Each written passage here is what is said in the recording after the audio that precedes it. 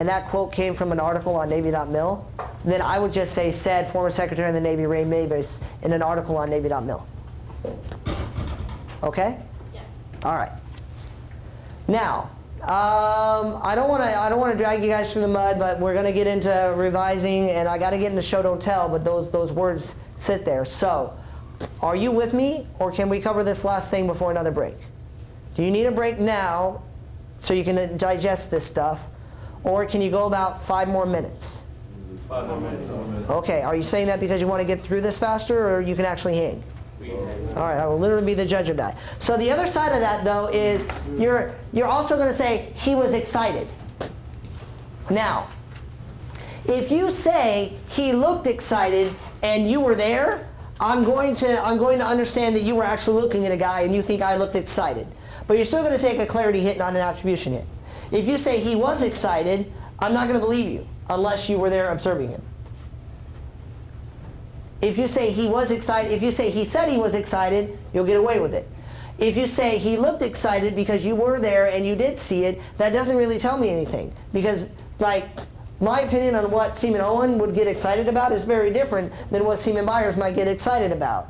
Like, it's not clear, so that would be a clarity deduction. And remember, clarity is one of them big ones, right? So the way you get around it is, by all means, in your first draft, he looked excited. He looked angry. He looked happy, whatever. Then, when you revise, replace that with what you saw that made you think that way. For instance, the seaman looked happy when he announced the captain's name. Okay, I get it. You were sitting there and you actually saw this. At least that's what you're telling me. Now, don't lie. Do not lie. That's fabrication. That's a really bad day. But if you were there and you are observing and you say, I'm looking and he looked happy to me, I'm going to give you credit for observing a thing. But you're unclear because what does that really mean? When I look animated, I'm way different than when Penny Amster Wright looks animated. We're both happy dudes, but we show it in different ways. So, show me, don't tell me. The seaman's eyes widened, and he jumped out of his chair with one fist thrust into the air when the captain announced his name. Now, you don't need to rely on that puny word, excited, because you've actually described what you saw that implied that emotion. Now, this only applies when you're doing observational techniques. He looked, he seen. These are words. So, you guys, you didn't do a whole lot of observation unless you're trying to put like little descriptors after your attribution. But just describe what you saw. But in features 1, 2, you may go and observe things. By all means, looked happy, and then write little notes. What did I see that made me think they were happy, and describe that. Are we on the same page so far? That's the last little thing, because if you're trying to quote them and you say, well, they looked happy, then tell me why. If you want to say was pleased or was excited, did you know that? Were you there watching me and see how excited I was when I heard I made chief? Or did I tell you, which means you need the verb said. Said he was happy when he made chief. That's it. That's all you need. Does that make sense? Yes, sir. Okay, those are big concepts, big things to understand. So I hope you've been annotating your features as you've been going along. You're going to go on a 10-minute break, and then we're going to get into the last round. We're going to start touching on the things that are important, but they're not the larger deductions. All right? Class leader, 10 minutes. 15.3.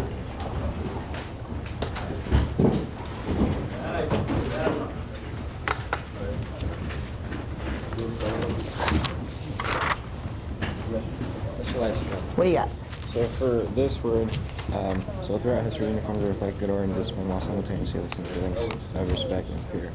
I couldn't use that there at Well, first off, this is all giant opinion. Like, you don't know that uniforms reflect good order and discipline. Yeah, I think you hope that. I hope that too, but that's not actually a fact. Right. All right?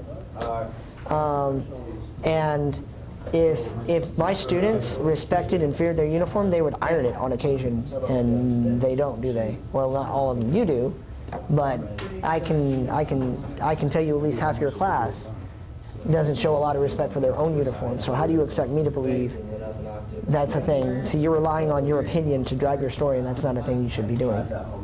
All right? So I don't believe either one of these, much less that they are simultaneously true at the same time. Right. So that's something you want to watch out for. Now this is very common, especially with new writers, because you're used to writing essays, and essays they let you get away with this. But we are journalists, so we rely on accurate facts, not opinions of anybody. You're not trying to persuade me.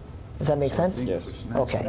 So that's kind of where things are going in that world. So my lead is garbage. Raised in pitch, raised in excitement. This is historically true. So that wouldn't be. It is a little bit. Okay, so this is your news peg. Although there's your date. Good job. Right now I'm looking at your lead, and it's not really an effective lead because it's just your opinion on what uniforms are. Now, one fix would be to interview someone about what they think the evolution of uniforms has meant to them. So pick your main character, introduce him, and say, hey, what do uniforms mean to you? And then that guy's going to talk about, well, to me, uniforms are all about this, and this is what uniforms. So you're summarizing what uniforms mean to your main character. Okay. Okay. So I know I just handed you a pile of poop, Yeah. but Okay. but I also handed you some Kleenex and some Windex. So did I get a little bit of that back? Yeah, I mean, it sounds like you want me to go with an anecdotal lead. Well, that's not necessarily an anecdotal lead. No, it's still a summary lead in nature, but instead of summarizing your opinions, which, no offense, no one cares about, you're summarizing the opinions of your SME, in which case I hope someone cares because you actually went and interviewed that guy. Well, I mean, in my research, I grabbed this from and just paraphrased it. Okay, if this came from a source and that source is valuable, attribute that source. Well, it came from the editor-in-chief of someone from the Red Cross. So it was like he wrote this. Yeah, but now I don't know what the guy from the Red Cross knows about Navy uniforms. Right. So you want to find a source. What this looks like now is the summary of your opinions, which isn't going to fly for you. The easiest fix is to go to one of your SMEs and ask for their summary of what the uniform means to them. Right? Right. Another thing you could do is you can summarize their uniform prep. So it's a summary lead. You're also introducing the main character. So those are good things. What you can never do is start a story with a list of unattributed opinions. Now, if this information came from the Chief of Naval Personnel, then that guy's opinion mattered because he's in charge of you. So that would also work. So that's the distinction. But you never want to start off with unsubstantiated opinions because they're going to think they're your opinions and nobody cares what the writer thinks. See the distinction? Yes, sir. All right. So I did tell you that your lead isn't what you want it to be, but I did tell you how to fix it. Rather you tell me now than on Monday. Yeah, because Monday you're just going to get a grade, and that's not that would be an awful way to learn. All right. Okay. Thank you. You're thank you for saying thank you. But you'll get where you want to go.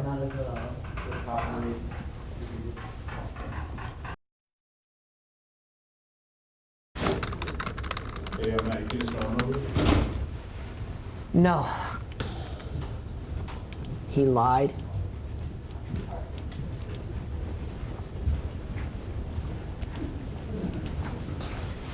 See if I can make an honest man out of myself.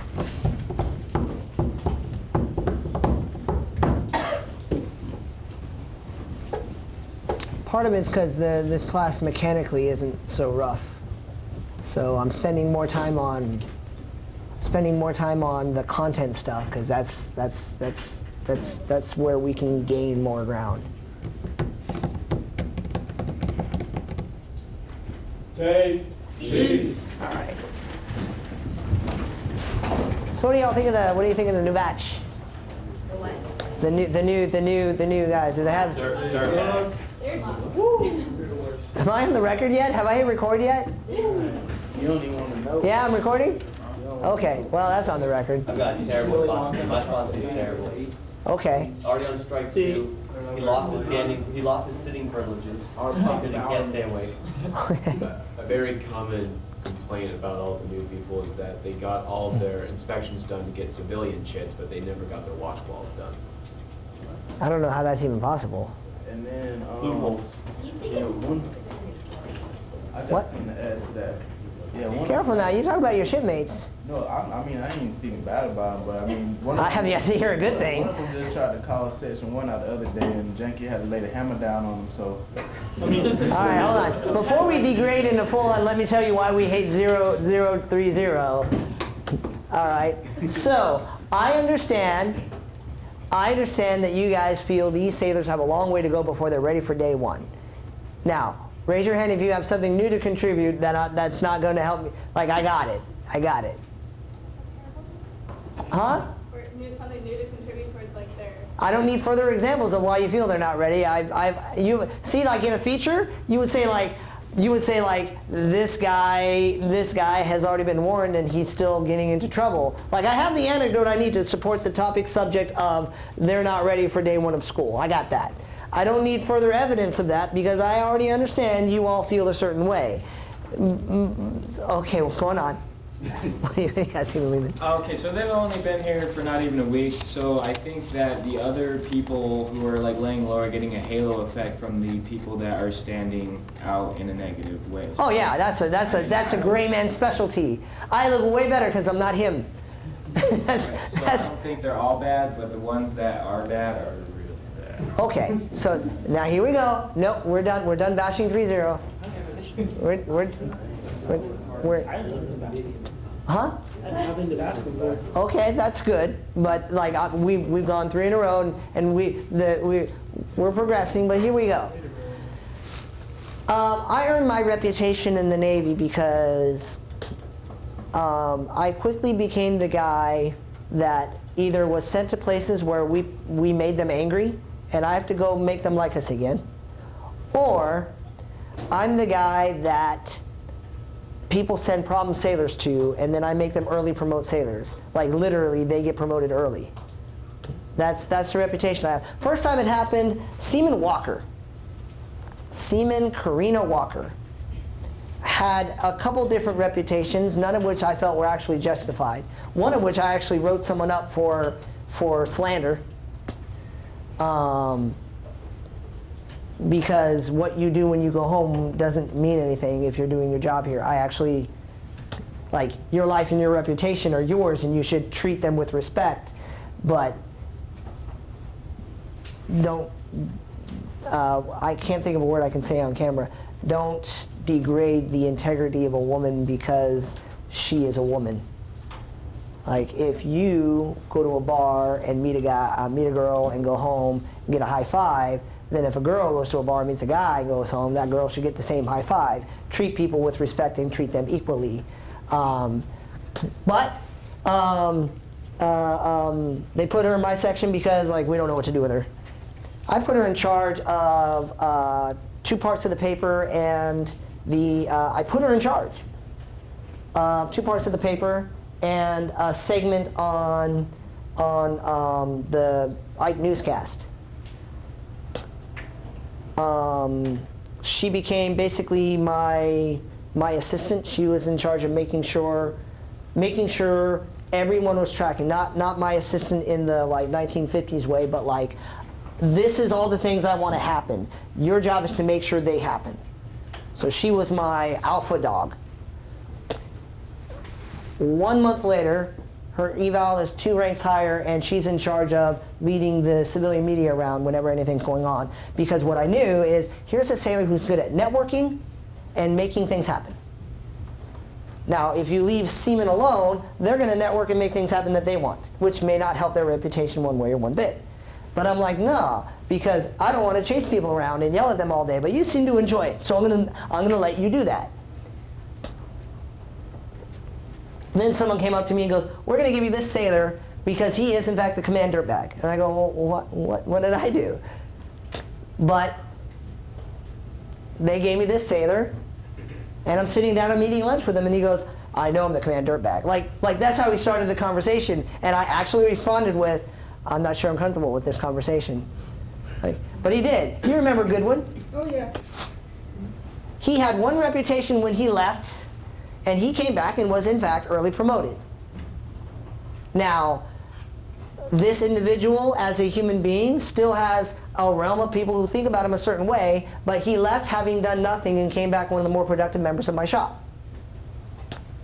See, Ms. Miller, I'm looking at you like. Think about trash can fire. That was pre-deployment, in my defense. He's lighting stuff on fire, not on purpose, but still. But still, even here in this building, when instructors are like, I don't know what to do with this kid. Like usually someone comes to me, I'm not even in the Navy anymore, and yet, like, I don't know what's going on here.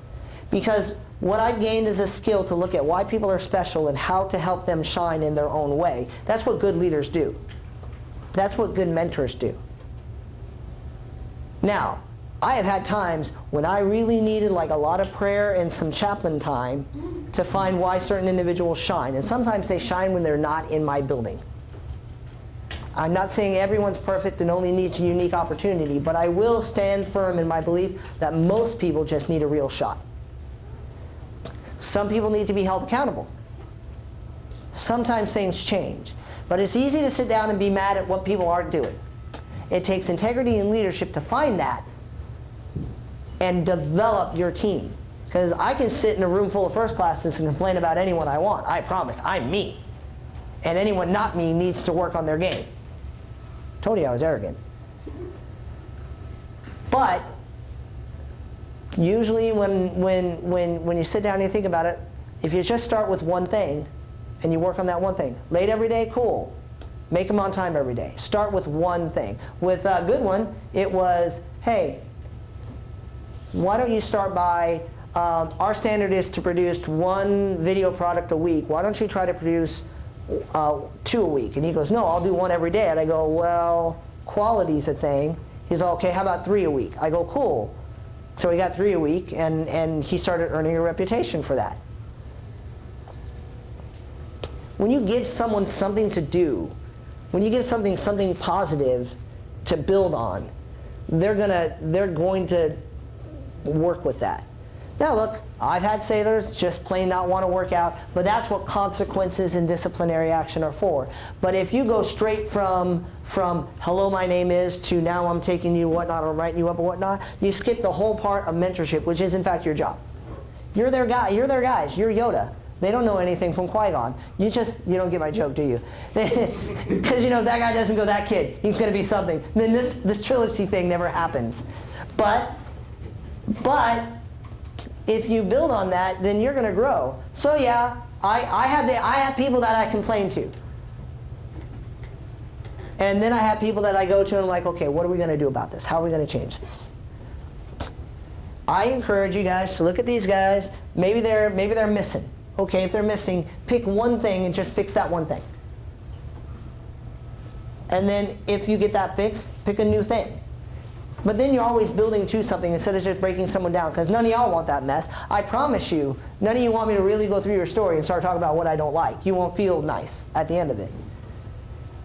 But a lot of times you guys get real motivated and we're like, hey, that's a really nice transition, or that lead idea was really good. Because I'm building you up instead of breaking you down. And I would ask that you give your shipmates, young though they may be, in need of mentorship though they may be, always be the better sailor. Always be the better shipmate by helping them get better rather than telling them why they don't work. That would be my request of you, from one guy who was selected for chief to a whole bunch of people who might one day want to be chief. Because that's how I made my name. I made it my mission in life to say that when I walk into a shop, that whole shop is better. Not because I'm that great and doing that much, but because I can get more out of the team I'm with, because I put them in position to succeed. That's what leadership really is. So we've gone long for a while. We're supposed to be well beyond revising right now, but mechanically speaking, most of you are strong.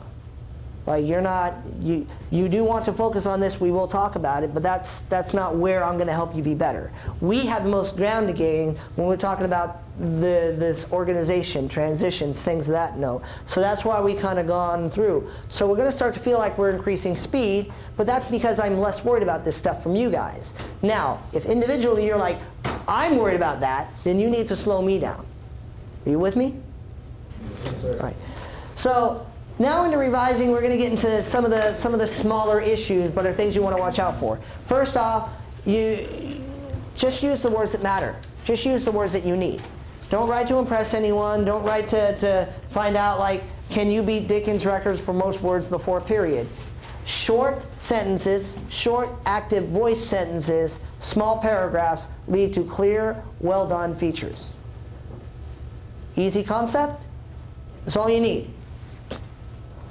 Oh, I'll touch on one more. Everyone take your fist.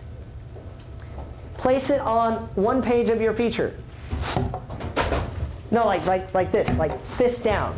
Okay? If you have a paragraph that is bigger than your fist, you're literally punching me in the face. Please don't. Like, I promise you can either cut it down or break it up. There should never be a paragraph that big in your story. Good to go? All right.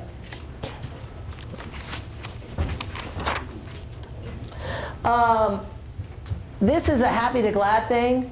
If you've looked at your feature a billion times and you don't know what else to do, look at your verbs and see if you can make them stronger, better action verbs.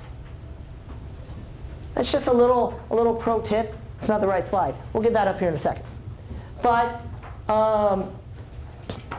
there were hundreds of people along the street to see the runners. Your predicate is were, but you can make it active voice and stronger by saying hundreds of people to get your subject up front. Lined the streets. And lined is a more clear, more active verb than were. The to-be verbs are weak. Sometimes you need them, but they are weak in nature. I'm not going to lie to you all. Hello? Hello?